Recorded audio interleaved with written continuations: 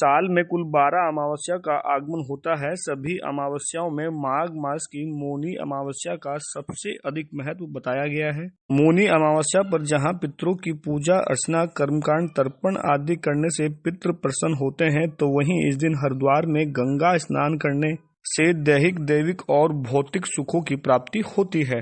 मौनी अमावस्या पर हरिद्वार में गंगा स्नान के महत्व को लेकर क्या कहते हैं हरिद्वार के ज्योतिषी, सुनिए। पूरे हमारे भारतवर्ष में अनेक तीर्थ हैं। सबसे अधिक महत्व मायापुरी हरिद्वार में गंगा माँ के तट पर, हर की पौड़ी पर मौनी अमावस्या में उस पर्व पर माँ गंगा के जल में स्नान करने का बहुत ही बड़ा महत्व है।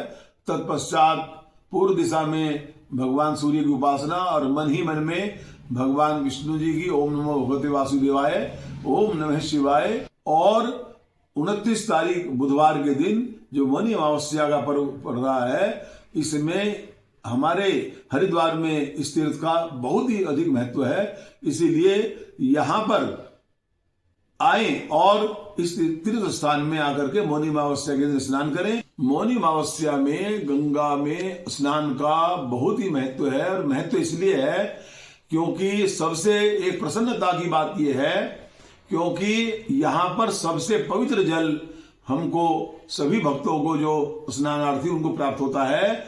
गंगा का उद्गम स्थान गंगोत्री अर्थात गोमुख से है, गोमुख और भी ऊपर है।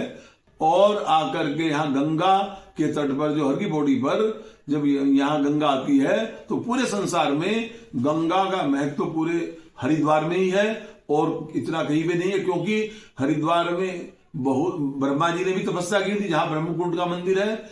यह गंगा के आगमन से पहला ही यहाँ ब्रह्मा जी का मंदिर है। यहाँ अगर हम गंगा में मौनी अमावस्या को स्नान करते हैं तो उसका बहुत ही बड़ा महत्व है और इससे हमें पुण्य की प्राप्ति होती है, धर्म लाभ होता है और मरने पर हमें मोक्ष की प्राप्ति होती है। मौनी अमावस्या को गंगा स्नान करने से हमारा एक तो शरीर स्वस्थ रहता है, दूसरी बात हमें गंगा स्नान के महत्व इसलिए भी होता है क्योंकि हमने स्नान तो कर लिया, अगर हमने दान नहीं किया तो दान के बिना भी स्नान का महत्व बिल्कुल निरर्थक होता है। और ये कहते हैं कि शरीर की शोभा हाथ से है और हाथ की शोभा दान से होती है। इसीलिए जीते जी हमें अपने हाथों से दान अवश्य ही करना चाहिए। मौनी अमावस्या को अन्न का दान और वस्त्र का दान, फल का दान एवं मिष्ठान का दान यदि करते हैं तो हमारा